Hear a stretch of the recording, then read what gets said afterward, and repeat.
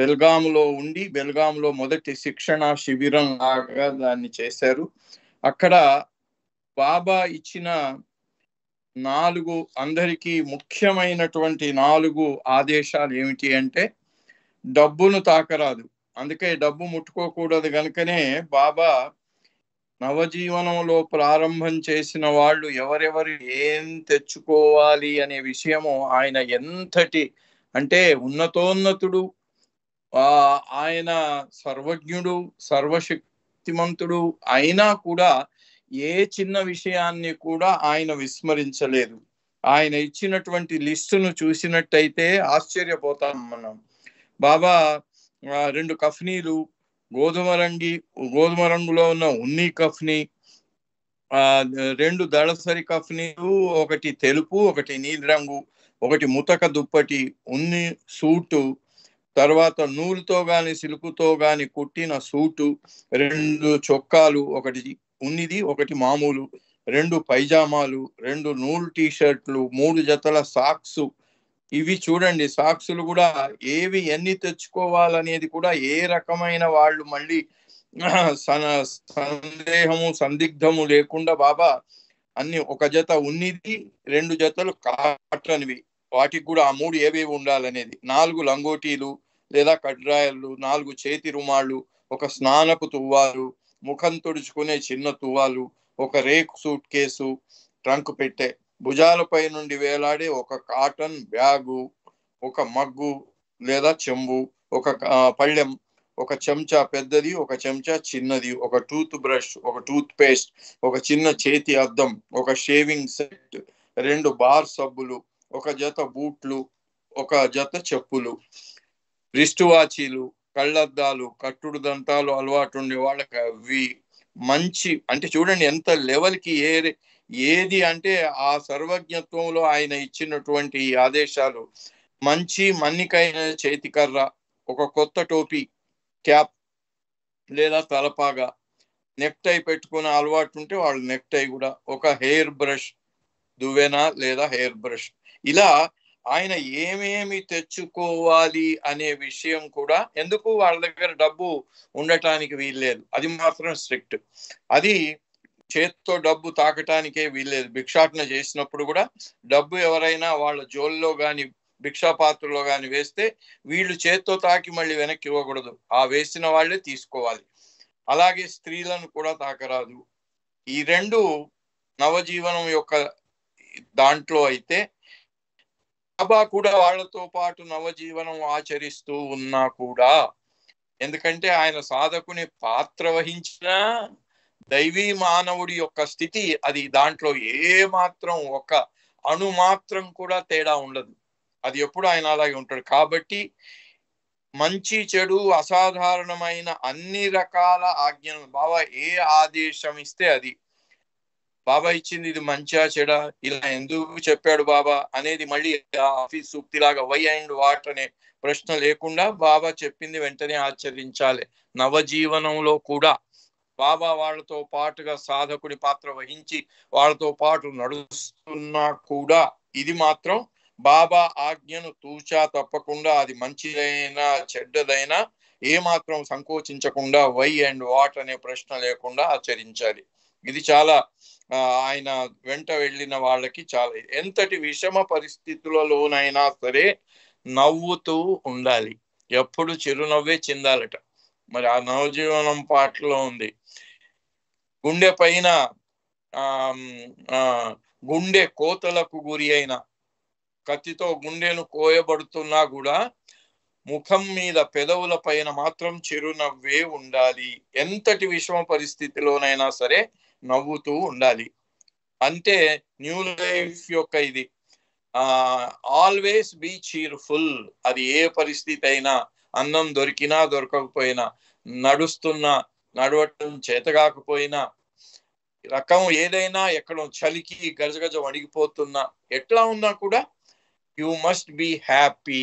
బాబాకు మాత్రం ఎవడి మొహం మీద ఏ రకమైనటువంటి దిగులు గాని, చింత గాని, దుఃఖం గాని కనబడకూడదు. అందుకనే ఈ బెల్గాము నుంచే బాబా దౌలత్ సింగ్ ని వెనుకకు పంపించడం జరిగింది. ఎందుకంటే రాత్రి ఆయన గిన్నెలు తోముతూ ఏడుస్తూ ఉన్నాడు. అందుకని చిరునవ్వే ఉండాలి, ఎటువంటి పరిస్థితిలో కూడా నీకు దుఃఖం రాకూడదు. సో ఇది అలా బాబా ఆ నవజీవన నియమాలు బెల్గాం క్యాంపులో ఈ రోజు 22 అక్టోబర్ ఉన్న రోజే బాబా నిర్ణయం చేశారు ఆ నవజీవనం ఎలా సాగుతుంది అనే విషయం కూడా. మా బెల్గాం శిక్షణా శిబిరం అయిపోగానే బనారస్ కు వెళ్ళటం, అక్కడ భిక్షాటన చేయటం, అక్కడి నుంచి సారనాథ్ వెళ్ళటం, అక్కడ లంగోటి జీవనం, ఆ తర్వాత దేశాటనం, అక్కడి నుంచి డాక్టర్ నాథ్ ద్వారా మరి బాబా అన్ని సమకూర్చుకున్నారు. ఈ కార్వాన్ కూడా అక్కడికి రైల్లో పాద్రి తీసుకొచ్చి అక్కడ అప్పచెప్పాడు. స్టేషన్ లో వదిలిపెడితే ఆయన విష్ణువుని కలవకూడదు, ఆయన స్టేషన్ లో ఉండి దూరాన్ని చూస్తూ ఉండాలి. విష్ణు వెళ్ళి ఆ కార్వాన్ తీసుకొచ్చేసాడు. అట్లాగే 2 గుర్రాలు, 2 గాడిదలు, ఆవు, ఇవన్నీ అక్కడ చేసుకొని అక్కడి నుంచి దేశాటనం ప్రారంభమైంది. అంటే జిప్సీ లైఫ్, కాలినడకన. ఆ తర్వాత మళ్ళీ మొరాదాబాద్ లో 10 రోజులు దీనికి మినహాయింపు ఇచ్చి 10 రోజులు అక్కడ కొంచెం సేద తీరే సమయాన్ని ఇచ్చారు. అప్పటికి బనారస్ లో ఇప్పుడు బాబా చెప్పిన ఐటమ్స్ అన్ని బనారస్ లో డాక్టర్ నాథ్ గారికి ఇచ్చేసి కేవలం వాళ్ళు ధరించిన దుస్తులు చలికి తట్టుకోవటానికి కూడా దుస్తులు లేని పరిస్థితులు అక్కడి నుంచి బయలుదేరారు వాళ్ళు. అక్కడ మొరాదాబాద్ లో హర్జీవన్ లాల్ ఆయన కుమారుని ద్వారా పంపించినటువంటి 2 బండ్ల లోడ్ స్వెటర్లు, టోపీలు, తర్వాత సాక్సులు, ఇవన్నీ షాళ్ళు, ఏం కావాలో అవన్నీ బాబా భిక్షగా స్వీకరించి అందరికీ పంచటం జరిగింది. ఆ తర్వాత 1 జనవరి 15 నుంచి 100% నవజీవన నియమాలను ఆచరిస్తూ అక్కడి నుంచి బయలుదేరటం జరిగింది. అది కూడా బాబా 10 రోజుల్లోనే వాళ్ళు అనుభవించాల్సిన జీవితాన్ని చూపించి 12వ తేదీ డెహ్రాడూన్ కు చేరటం జరిగింది. ఇది ఈ నవజీవనానికి మనందరికీ తెలుసు. బాబా ఎంతో ముందు నుంచే దానికి చాలా ఏర్పాట్లన్నీ చేయటం జరిగింది. ఎవరు కూడా వారి పేరు మీద ఎలాంటి ఆస్తిపాస్తులు ఉంచుకోవటానికి వీల్లేదు. బాబా కూడా స్వయంగా మెహరాబాద్ కొండనేమో సరోష్కి, కిందిదేమో మెహర్జీకి, మెహరాజాదేమో ఆర్నవాజ్ దాదా చాంజీ, నారీమన్ దాదా చాంజీ ఆర్నవాజుల పేరు మీద అది. అట్లా ఆయన కూడా అంటే ముందుగా ఆయన అన్ని చేసి మిగిలిన వాళ్ళతోని ఆచరించేలా చేశారు. ఆయన నవజీవనంలో ఆయన సాధకుని పాత్ర వహించటానికి గల. సో అలా అవుతూ ఉంటే నెల రోజుల ముందు నుంచే మొత్తం తయారీ అంతా అయిపోయిన తర్వాత సరిగ్గా అంటే ఇది 22 అక్టోబర్, 22 సెప్టెంబర్ 1949, ఇక 1 month లో వీళ్ళు నవజీవనంలో బయలుదేరుతారు అనే దానికి, అంటే 16 నుంచే బయలుదేరారు కదా, అందుకని నెల రోజులు కూడా లేదు. ఆ 22వ తేదీ మెహరాబాద్ లో అన్ని అరేంజ్మెంట్స్ అయిపోయినప్పుడు బాబా ఘనీని అడిగి ఒక గజల్ రాయమన్నాడు. ఎందుకంటే ఇప్పుడు మనం గడపబోయే నవజీవనం కదా, ఈ నవజీవనాన్ని కూడా దృష్టిలో పెట్టుకొని తర్వాత అప్పుడు ఘనీ గారికి పరిస్థితులు తన సొంత వ్యక్తిగతమైనటువంటి ముఖ్యంగా ఆర్థిక సమస్యలతో ఆయన సతమతం అవుతూ ఉన్నాడు ఘనీ. కాబట్టి బాబాకు తెలుసు, సర్వజ్ఞుడు కదా, అందరి హృదయాలు మనస్సులు తెలిసిన. అందుకని నవజీవనంలో వెళ్లే ముందే ఈ ఘనీకి ఒక గజల్ రాయి బాబు అన్నాడు. అంటే ఇంకప్పుడు ఘనీ గారికి మంచి ఛాన్స్ దొరికిందట. లోపల ఉన్నటువంటి ఆ బాబా మీద, అందులో ఈ నవజీవనం అనేది పెట్టాడు కదా, దానికి నవజీవనాన్ని ఘాటుగా విమర్శించిన పాత్ర కూడా ఘనీనే వహించాడు. ఎందుకంటే బాబాతో అంతటి ఆయనకు చనువు ఉండేది. సో ఇక్కడ ఆ గజల్ రాయమని బాబా అడిగినందుకు బాబా మీద ఉన్నటువంటి ఆ లోపల ఉన్నటువంటి ఆయన ఫిర్యాదులన్నిటినీ గుప్పించి అక్కసును వెళ్ళగక్కుతూ ఆయన ఒక గజల్ రాశాడు. అది నిజంగా బాబా యొక్క హాస్యోక్తికి నిదర్శనం. బాబా అన్నారు కదా, నన్ను ముద్దు పెట్టుకొని ఆ బాబాజా నాకు సర్వం సమర్పించినా కూడా, నా నుంచి సర్వాన్ని లేకుండా చేసినా కూడా, thank God that I did not lose my sense of humour, నా యొక్క హాస్యోక్తిని మాత్రం నేను వదులుకోలేదు అన్నారు. అయితే అప్పుడు గజల్, ఆయన గని గారు రాసినటువంటి గజల్, గనికి ఛాన్స్ దొరికితే చాలు తన లోపల ఏవేవైతే ఉన్నాయో అన్ని దాంట్లో పెట్టేసి అంతా వెళ్ళగక్కి అది రాశాడు. అయితే ఇప్పుడు ఆ గజలు విన్న తర్వాత బాబా ఖాక్ సాహెబ్ కు చెప్పి, దీనికి నువ్వు సమాధానంగా ఇంకొక గజల్ రాయాలి అన్నాడు. ఈ రెండు బాబా యొక్క హాస్యోక్తికి, ఆ సమయానుసారంగా ఆ గని మనస్సులో ఉన్న దాన్ని బయట వెళ్ళగక్కేలా చేసినటువంటి ఆ సన్నివేశం. సో దానికి చదువుకుందాం మనం. అది ఆయన ఉర్దూలో రాశాడు, కానీ మనం తెలుగులో దాని విషయాన్ని చెప్పుకుందాం. ఆయన ఆ గజల్లో ఆయన తీసుకున్నటువంటి ఇతివృత్తం ఏమిటి అంటే, మధుశాల అంటే మైఖానా అంటారు ఉర్దూలో. సో బాబా దర్బార్ కు మైఖానా అని పేరు. ఎందుకంటే మధుశాల అంటే, మధుశాలలో ఏం జరుగుతుంది, అందరూ మధువును గ్రోల్తారు. ఆ మధుశాలలో సాకి అని ఉంటాడు, దాని యజమాని. ఆయన వచ్చిన వాళ్ళందరికీ వాళ్ళ పాత్రల్లో మధువు నింపుతూ ఉంటాడు. వీళ్ళందరూ తాగుతూ ఉంటారు. సో ఇక్కడ మరి దానికి సందర్భం ఏమిటి అంటే, బాబా దర్బారే మధుశాల. బాబా దర్బార్లో పంచబడే మధువు ఏమిటి? ఆ మధువే దివ్య ప్రేమ అనే మధువు పంచబడుతూ ఉంటుంది. ఆ దివ్య ప్రేమ అనే మధువును మన హృదయాలనేటువంటి బాబా ఆ మధుశాలలోని పాంధులు, అంటే దాన్ని తాగేవారు, వాడి పాత్ర తీసుకొని ఆయన దగ్గరికి వెళ్ళాలి. ఆయన పాత్ర నింపుతూ ఉంటాడు, తాగుతూ ఉండాలి. నువ్వు ఎంత తాగగలిగితే అంత తాగిస్తూ ఉంటాడు ఆయన. దానికి మూల్యం ఏమిటి? మన అర్హతే. దానికి మూల్యము మామూలుగా అయితే అక్కడ డబ్బులు చెల్లించాలి, ఇక్కడ డబ్బులు కాదు. ఎందుకు? మనకున్నటువంటి పరిమితమైన ప్రేమనైనా అక్కడ ఆయనకు ఆ ప్రేమ రూపకంగానే దాని విలువని ఇవ్వాలి. అది ఇలా గని ఆ గజల్ని ఇలా రాయటం జరిగింది. ఈ రాత్రి మధుశాల సభ్యులు ఒక వ్యవహారంపై సమావేశం అవుతున్నారు. అంటే నవజీవనానికి ముందు 22 సెప్టెంబర్ రోజున బాబా ఏర్పాటు చేసిన ఆ సమావేశాన్ని ఉద్దేశించి ఈ రాత్రి మధుశాలలోని సభ్యులంతా కూడా ఒక సమావేశంలో హాజరవుతున్నారు. ఈ రాత్రే మధుశాల యజమాని కూడా ఆ సందర్భాన్ని పురస్కరించుకొని తన రాకతో మధుశాలపై తన అనుగ్రహ వీక్షణాన్ని ప్రసరించనున్నాడు. ఆయన మధుశాల యొక్క యజమాని కూడా ఈ రాత్రి రాబోతున్నాడు, మన మధ్యన ఉండి మనందరి పైన ఆయన యొక్క అనుగ్రహ వీక్షణాన్ని ప్రసరించబోతున్నాడు అంటూ అనుమతిస్తే, కాబట్టి ఆ యజమాని గాని అనుమతి ఇచ్చినట్టయితే నా ఎదలోని భారాన్ని ఈ రాత్రి సాకి ఎదుట ఉంచాలనుకుంటున్నాను. నా హృదయంలో ఏవేవైతే బాధ పెడుతున్నాయో భావనలు, వాటిని నేను ఏకరువు పెడతాను అని అంటూ ఈ క్షణం నుండి ఈ రాత్రి సాకి ఎదుట ఉంచాలనుకుంటున్నాను. ఈ క్షణం నుండి ప్రేమ, ప్రేమికుడు, దివ్యమైన రేయి అంతా కేవలం స్వప్నంగా మిగిలిపోతాయి. మరి ఇదంతా స్వప్నమే కదా.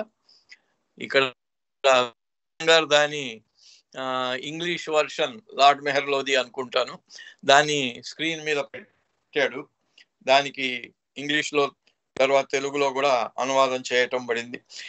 ప్రేమ, ప్రేమికుడు, దివ్యమైన రేయి. ఈరోజు మనం అందరం ఈ సమావేశం అయ్యే దాంట్లో ప్రేమ, ప్రేమికుడు, ఈ దివ్యమైన రాత్రి ఇవన్నీ కేవలం స్వప్నంగా మిగిలిపోబోతున్నాయి. అంటే వీటి వల్ల ఏం లాభం ఉండదులే అన్నట్టు ఇప్పుడు చెప్తున్నాడు. ఓ సాకి, ఓ ప్రభు, బాబాను ఉద్దేశించి అంటున్నాడు, నాలో చిరకాలంగా లోతుగా పాతుకుని పోయిన నా అహాన్ని చెల్లా చెదరు చేయగలిగే మధువును నాకు ఇస్తానన్న నీ వాగ్దానం సంగతి ఏమైంది? మొదటి ప్రశ్న, మొదటి ఫిర్యాదు. నువ్వు నీ దగ్గర చేరితే ఆయన ఇస్తాన్నది ఏమిటట? గని అంటున్నాడు, నా అహమును దహించు మెహరీశ్వర అని పాట కూడా ఉంది. ఆయన చేసేది ఏంటి? అహాన్ని దహించేవాడు, అహాన్ని చెల్లా చెదురు చేయగలిగే మధువు. దాన్ని దేని ద్వారా చేస్తున్నాడు? మధువు తాగించి. ఏమిటా మధువు? ఆయన ప్రేమ, దివ్య ప్రేమ అనే మధువును తాగించి నా అహాన్ని చెల్లా చెదురు చేస్తానన్నావే, అది వాగ్దానం చేశావు నువ్వు. ఆ వాగ్దానం సంగతి ఏమైంది? బాబా అన్నాడు, ఢిల్లీలో హర్జీవన్ లాల్ను ఉద్దేశించి బాబా అన్నాడు, అసలు వాగ్దానాలన్నిటిని పాటించకుండా ఎగవేసే మాస్టర్ను నేను అనుకున్న నేను ఉస్తాదుని నేను అనుకుంటే నన్ను మించిన ఉస్తాదు నువ్వు అయిపోయినావు అన్నాడు. అంటే బాబా మరి అన్నిటికీ అతీతుడు కదా, అంతటా అన్నిటా ఉన్నవాడు, అన్నిటికీ అతీతుడు. కాబట్టి ఆయన అపరిమితుడు, అనంతుడు. కాబట్టి ఆయనను బంధించేది ఈ సృష్టిలో ఏదీ లేదు. ఆయన్ను పరిమితం చేసేది, ఆయన్ను వివశుణ్ణి చేసేది ఏదీ లేదు. ఏదైనా ఆయన ఇచ్చ ప్రకారంగానే జరుగుతుంది. అందుకని నువ్వు చేసిన వాగ్దానం ఏమైంది? నువ్వు దాన్ని మర్చిపోయావా అని గని ఇక్కడ నిలదీస్తుంటే ఇక్కడ వాగ్దానం అంటే ఏంటి చూడండి. అంటే ఆయన అహం ఇంకా పోలేదు అని. ఆయన కంప్లైంట్ ఏంటి? నీ దగ్గర వచ్చి చేరాము, నువ్వు మాకు నీ దివ్య ప్రేమ అనే మధువును తాగించి నా అహంకారాన్ని లేకుండా చేస్తానన్నావు. అది నీ వాగ్దానం. నీ వాగ్దానం ఏమైంది అంటే నాలో ఇంకా నా అహం చెలరేగుతూనే ఉంది అని దాన్ని గుర్తించినట్టు ఆయన. నా వాగ్దానాన్ని భంగపరిచేవాడవైన ఓ సాకి, నువ్వు వాగ్దానాన్ని భంగపరిచేవాడు తెలుసు. మరి విషయం అంతా కూడా బాబా 1932లోనే మౌన విరమణ చేస్తా అని హాలీవుడ్ లో చెప్పటం, ఆ తర్వాత ఎన్నోసార్లు చెప్పటం, ఈనాటికి కూడా శరీరం వదిలేసిన 55 ఏళ్లకు కూడా ఆయన మౌన విరమణ జరగలేదు. జరిగింది అని అదో రకంగా ఉన్నా కూడా మౌన విరమణ ఆయన చెప్పిన విధంగా జరగలేదు. కాబట్టి గని అంటున్నాడు, వాగ్దానాన్ని భంగపరిచేవాడవైన ఓ సాకి, ఈ రాత్రి నేను చేసే ఈ అప్రస్తుత ప్రేలాపానికి నన్ను మన్నించు. ఆయన స్వయంగా చెప్పుకుంటున్నాడు, నేను చేసేదంతా అప్రస్తుతమైన ప్రేలాపనే, కానీ నువ్వు కూడా వాగ్దానాన్ని భంగపరిచేవాడివి కదా, అందుకని నువ్వు నన్ను క్షమించు. నేను ఏ రకమైన అప్రస్తుతమైన ప్రేలాపన చేసినా కూడా నన్ను క్షమించు. ఎన్నాళ్ళు నేను కపటంతో వ్యవహరించాలి? లోపలేమో నాకు ఇన్ని కంప్లైంట్లు ఉన్నాయి, బయటికేమో నేను సంతోషంగా ఉండాలి, నువ్వేం చెప్తే తలకాయ ఊపుకుంటూ ఉండాలి. ఎంతకాలం ఇది? మరి కపటం కాదా? లోపల ఒకటి బయట ఒకటి ఉండటం. నేను ఇలా కపటంతో ఎన్నాళ్ళు వ్యవహరించాలి? బుద్ధిహీనులా ఎన్నాళ్ళు ప్రవర్తించాలి? బుద్ధి లేని వాడుగా ఎంతకాలం ఉండాలి? ఎన్నాళ్ళు నేను ఇలా తప్పు చేశానన్న వైఖరితో కనబడాలి? ఓ పక్కన నాకు అలాగే అనిపిస్తున్నది, ఈ తప్పు చేస్తున్నానని. ఈ వైఖరితో ఇంకెన్నాళ్ళు ఉండాలి? జనం నుండి వచ్చే ఎత్తి పొడుపు మాటలు ఇంకా నేను ఎన్నాళ్ళు వింటూ ఉండాలి? జనం నుంచి ఎత్తి పొడుపు మాటలు నిరంతరం వింటూనే ఉన్నాం, అవి ఇంకా ఎంతకాలం వినాలి మేము? ఇరిచ్ కూడా ఒకసారి ఆయన స్నేహితులందరూ వచ్చారట బాబా దగ్గర ఉండగా. బాబాను వాళ్ళు ఎప్పుడు ఇది అడిగే ప్రశ్న ఏంటంటే, ఇంతకాలం 20 ఏళ్ళ నుంచి నువ్వు బాబా దగ్గర ఉన్నావు కదా, ఏమి లాభించింది? ఏం లాభం కలిగింది? నువ్వు ఏం పొందావు అంటే ఈ రుచి బుర్రగొక్కున్నాడు. పాపం ఏం అర్థం కాలేదట ఆయనకి.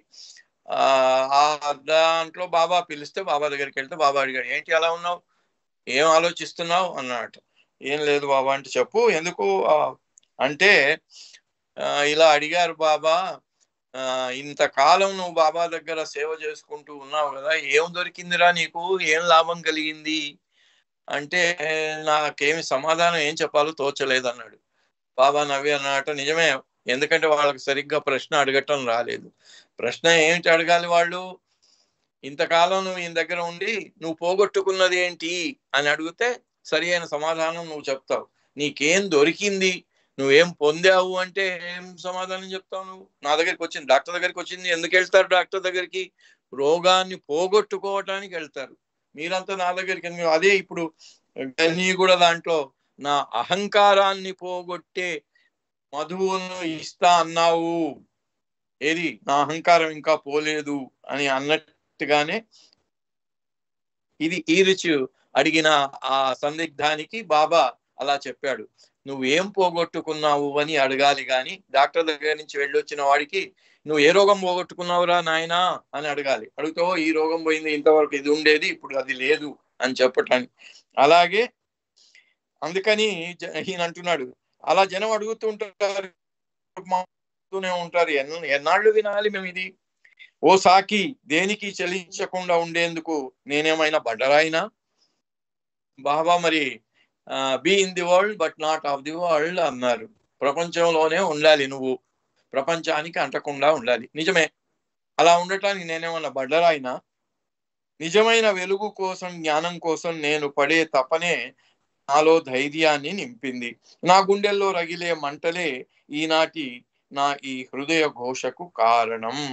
అయితే నిజమైన వెలుగు కోసం అంటే జ్ఞానం కోసం నేను పడే తపన, నాలో అది ఒక్కటే జ్ఞానం దొరుకుతుంది అని దానికోసం పడే తపన, అదే ధైర్యాన్ని గుండెల్లో నింపింది. కానీ గుండెల్లో ఇంకో వైపు రగిలే మంటలు, అవే ఇప్పుడు నేను చేసే ఈ ఫిర్యాదుకు కారణం. నా ఆలోచనలను స్వేచ్ఛగా వ్యక్తపరిచే స్వేచ్ఛా జీవినని నాకు మహా చెడ్డ పేరుంది.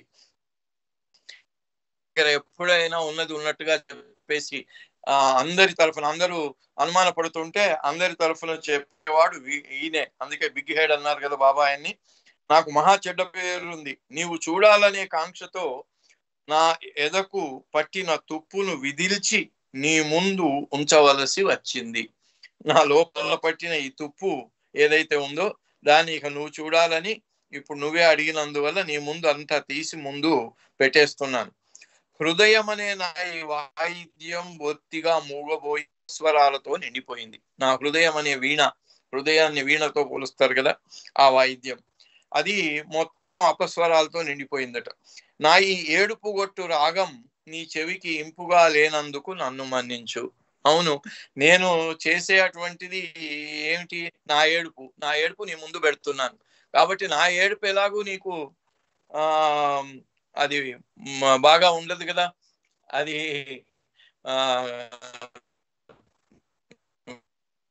కదా. అందుకోసం నన్ను మన్నించు.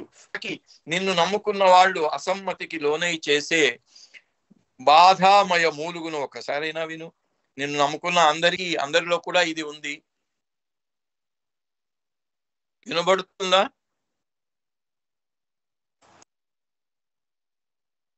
సుబ్రహ్మణ్యం వినబడుతుందా? ఎందుకంటే నా ఇదంతా డిస్టర్బ్ అయినట్టు.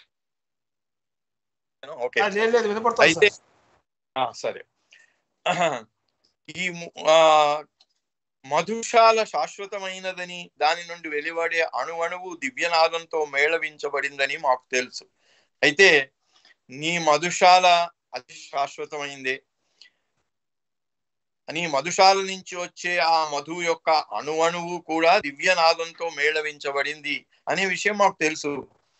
నీ ఇచ్ఛను ముందుగానే ఊహించి మధుశాల నుండి వెలువడే ఆ మత్తు గొలిపే మధు యొక్క దివ్య పరిమళాన్ని ఇతర ప్రేమికులకు అందించడంలో నేను కూడా ధైర్య సాహసాలను పుంజుకున్నాను.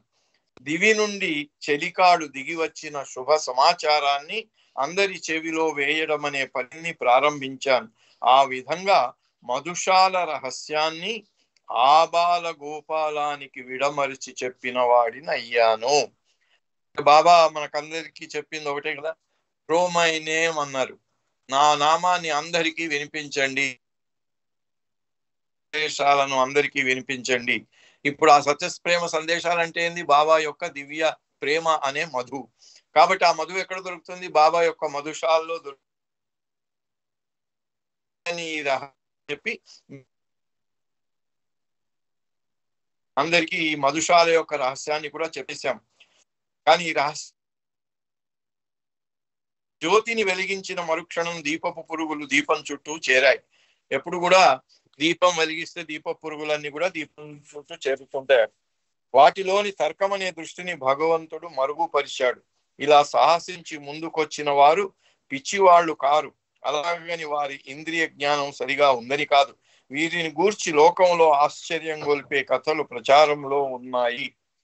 ఇలా దీప పురుగులు వచ్చి దీపం చుట్టూ చేరుతాయి కదా. అయితే ఆ చేరినప్పుడు వాటిలో తర్కం అంటే ఆ దీపానికి వెళ్ళి అంటుకుంటే ఏమవుతుంది అనేటువంటి వాటి జ్ఞానం కూడా అవి లోపిస్తుందట. వెళ్ళి అంటుకుంటాయి, దగ్ధం అయిపోతాయి దాంట్లో. అందుకని వాళ్ళు ముందుకొచ్చిన వారు పిచ్చివాళ్ళు కారు, కానీ సాహసం చేసి వచ్చిన వాళ్ళు పిచ్చివారు కాదు. ఎందుకు? ఆ దీపంలో దహించుకొని ఆ దీపంతో ఒకటైపోతారు వాళ్ళు. అందుకని వాళ్ళు ఇంద్రియ జ్ఞానం సరిగా ఉందని కాదు. పోనీ మరి వాళ్ళ ఇంద్రియ జ్ఞానం సరిగ్గా ఉందా అంటే లేదు, పిచ్చి వాళ్ళలాగా వెళ్ళి ఆ దీపంలో దహించి వేయబడటమే. వీరిని గూర్చి లోకంలో ఆశ్చర్యం గొలిపే కథలు ప్రచారంలో ఉన్నాయి. అంటే ఇలాంటి ఈ ప్రేమికులు అంటే షమ్మా పర్వానా అని సూఫీ సాహిత్యంలో ఉంటుంది. షమ్మా అంటే దీపము, పర్వానా అంటే ఈ దీప పురుగులు. వాస్తవానికి ప్రేమఘాతానికి గురైన వీరు సజీవంగానూ లేరు, మరణించను లేదు. ఇది ఆయన యొక్క ఆక్షేపణ. వచ్చాము, మీ దగ్గర చేరాము, మేము బ్రతికి లేము, మరణించను లేదు. మేము సజీవంగా లేము, మరణించను లేదు. ఈ విషయంలో నోరు మెదపకుండా ఉండటమే రక్షణ కర్తవ్యం. అందుకని అలాంటి పరిస్థితుల్లో ఉన్న మేము నోరు ఏం ప్రయోజనం మెదపకుండా ఉండటమే మేలు. ఓ ప్రభు, ఓ సాకి, నీవు చేసిన వాగ్దానాల పరంపర గురించి ఒకసారైనా గుర్తు తెచ్చుకున్నావా అంటున్నాడు బాబాని. నువ్వు చేసిన వాగ్దానాలు నీకు గుర్తున్నాయా అని. మేము అడగకుండానే నీవు మాపై గుప్పించిన ఈ కరుణ అనుగ్రహం మాలోని నిరసనను హరించి మమ్మల్ని పరాజితుల్ని చేశాయి. నువ్వు అడగకుండానే మాపై నీ కరుణను అనుగ్రహాన్ని కురిపించావు. కానీ దాంతో ఏమైంది? మాలో ఉండే తర్కం, మాలో ఉండే విచక్షణ జ్ఞానం అన్ని పోయినాయి. మాలో ఏదైనా ఉంటే దాన్ని నిరసించి ఇది తప్పు అని అడిగేటువంటి ఇది కూడా అది కూడా ఆ శక్తి కూడా పోయింది. మమ్మల్ని పరాజితుల్ని చేశాయి. మా జీవన సదనం గడపలోనే మేం బందీలమయ్యాం.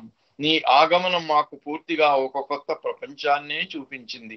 అలా నీ దగ్గరికి రాగానే మేము బందీలం అయిపోయాం, గడప దగ్గరే బందీలం అయిపోయాం.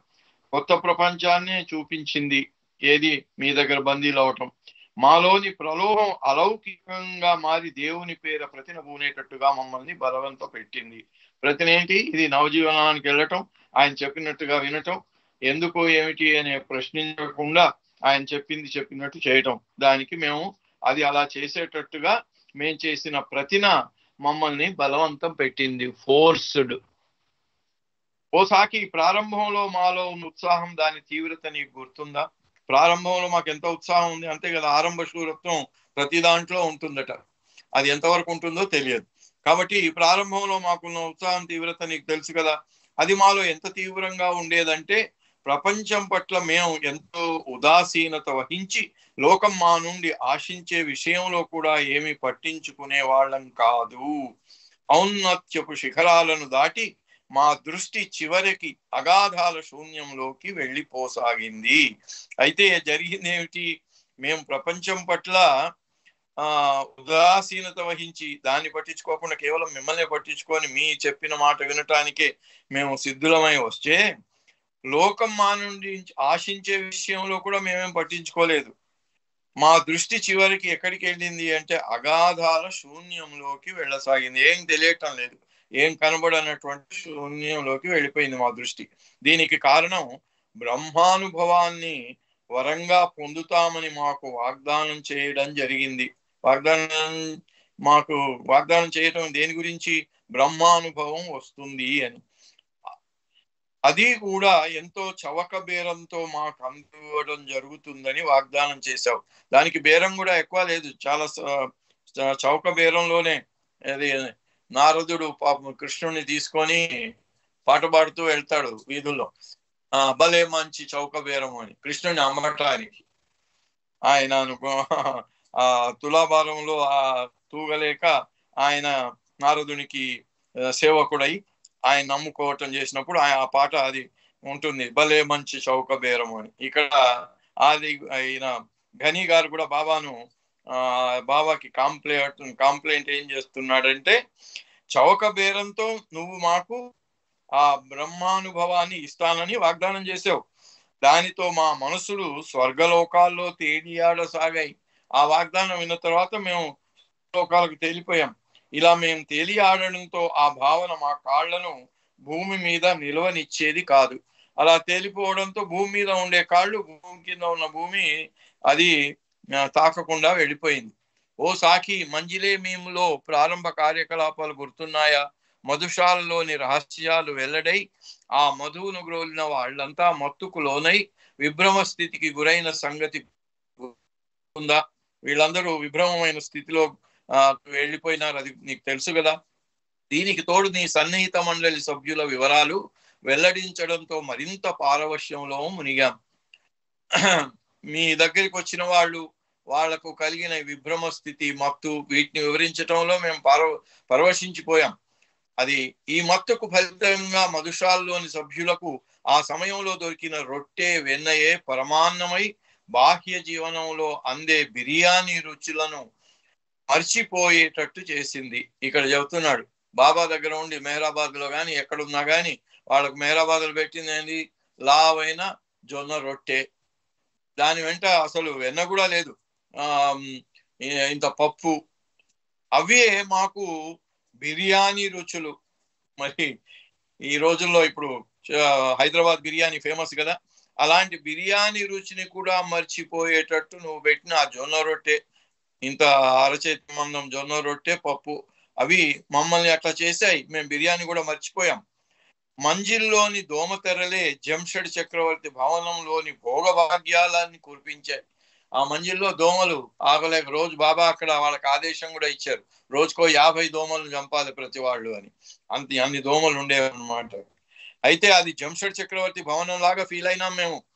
ఓ సాకి, నీ వాగ్దానాన్ని జూన్ నెలకు సెప్టెంబర్ నెలకు వాయిదా వేసిన విషయం గుర్తుందా? అయితే వాగ్దానం చేసావు, దాన్ని మాటిమాటికి జూన్ నుంచి సెప్టెంబర్ కు వాయిదా వేస్తూ వచ్చావు. వినోదం కోసం ఆ సంఘటనను తరచుగా మేము నీకు గుర్తు చేస్తూనే ఉండేవాళ్ళం. నీకు వినోదం లాగా గుర్తు చేస్తూనే వచ్చాం మేము. నీవలా మాట తప్పిన విషయం నుండి తప్పించుకోవడానికి ఏవేవో సాకులు వంకలు ఎంతో చమత్కారంగా అల్లడం మొదలు పెట్టేవాడివి. చూడండి గనీకి ఎంతటి మరి చనువు, ఎంతటి ఇది బాబాతో అంత ఇదిగా. ఈ క్రీడలో నిన్ను ఓడించేవాడు ఎవడూ లేడు.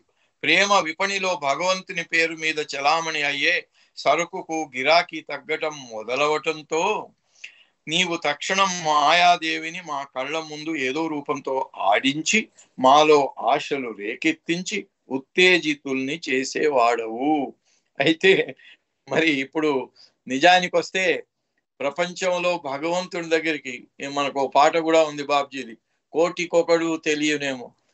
అంటే అవనిలో అవతారు రాక తెలియవారే కొందరు, తెలిసేదే కొందరికి, తెలిసియు కడకండు నిలిచే భాగ్యమే 10 మందికో.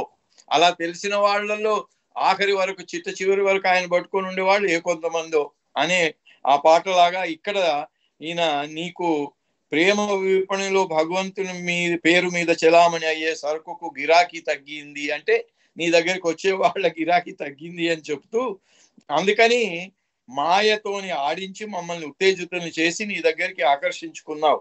మాకు వినోదం కలిగించేందుకు ప్రయాణాలు చేపట్టడానికి ఏవో సందర్భాలు సృష్టించేవాడివి. వాటి ద్వారా తుదకు మేము నిస్వార్థ సేవ చేయగలిగే అవకాశాన్ని పొందేటట్లు చేసేవాడవు. సభ్యుల్లో వారికి ఉన్న వ్యక్తిగత సామర్థ్యాన్ని బట్టి వారికి తలా ఒక పనిని కల్పించి నీవు మాత్రం ఒకరిపైన ఎంతో శ్రద్ధ చూపిస్తున్నట్టు, వేరొకరిపైన ఉదాసీన వైఖరితో ఉన్నట్టు కనబడటం. ఆయన వైపు నుంచి అందరూ సమానంగానే ఆయన చూసేవాడు, కానీ మనకు కనబడుతూ ఉంటుందన్నమాట, నాకంటే ఆయన్ని ఎక్కువగా చూస్తున్నాడు బాబా, ఆయనకు ఎక్కువ ఇంపార్టెన్స్ ఇస్తున్నాడు అని. క్లుప్తంగా చెప్పాలంటే వ్యక్తి నాడిని పట్టుకొని వాని స్వభావాన్ని గ్రహించడంలో నిన్ను చూసి ప్లాటో అంతటి మేధావి కూడా ఇర్సపడాల్సిందే. ప్లాటో పెద్ద మేధావి అట. అటువంటి వాడి కంటే కూడా నువ్వు ఎవడిని నాడి పట్టుకొని ఎవడేంటో తెలుసుకునే దాంట్లో నువ్వు ప్లాటోను కూడా మించిపోయావు. నీ ఓదార్పు మాటలతో ఉపశమనాన్ని కలిగించటంలో నీవు జీసస్నే మించిపోయావు. ఓదార్పు ఇవ్వటంలో జీసస్ది పెద్ద పేరట, అందుకని ఆయన కూడా మించిపోయావు. ఏళ్లు దొరికిపోయాయి, ఎన్నో రాత్రులు పగళ్ళు గడిచిపోయాయి. ఇక మా జీవితాల్లో శక్తి సన్నగిల్లిపోయింది. లౌకిక జీవితానికి, ధార్మిక జీవితానికి మాకిక ఓపిక ఏమాత్రం లేదు. నీ వైఖరిలో ఏదో సూక్ష్మమైంది, ఖచ్చితమైంది మార్పు కనబడి మాలో తిరిగి వెలుగు ఉదయించడంతో మళ్ళీ మా అసంపూర్ణ ప్రాపంచిక జీవనంలోని ఆకర్షణలకు లోనయ్యాం. కానీ ఇప్పటికే చాలా ఆలస్యమైంది. ఏదో చేయాలన్న మాలో ఇచ్చ అంతరించింది. గడిచిన సమయాన్ని మరొకసారి గుర్తు చేసుకుందామన్న సమయం మించిపోయింది. అది అలా ఇంకా ఉంది. ఇది చాలా పెద్ద గీతము.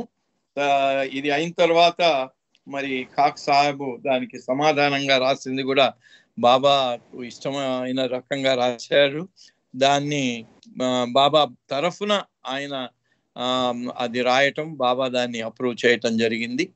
అందుకని మరి మన సమయం అయిపోయింది కాబట్టి ఇక్కడికి ముగించేసి మళ్ళీ ఎప్పుడైనా సమయం వచ్చినప్పుడు మిగిలిన దాన్ని చెప్పుకుందాం. నెక్స్ట్ వీక్ మళ్ళీ అక్కడ ఉంటే మన creation and it's causes continue చేద్దాం. జై బాబా. అవతార్ మెహర్ బాబాకి జై మెహర్ బాబా అండి. అవతార్ మెహర్ బాబాకి జై. ఇప్పుడు మల్లికార్జున జై మెహర్ బాబా 2 నిమిషాలు నామం చేసి 7 గంటల ప్రేయర్ చేయండి సార్. కాల్ కట్టయితే మళ్ళీ జాయిన్ అవ్వండి సార్. జై బాబా సార్. అవతార్ మెహర్ బాబా की जय. ओम पर ब्रह्म परमात्मा अवतार मेहर बाबा की जय.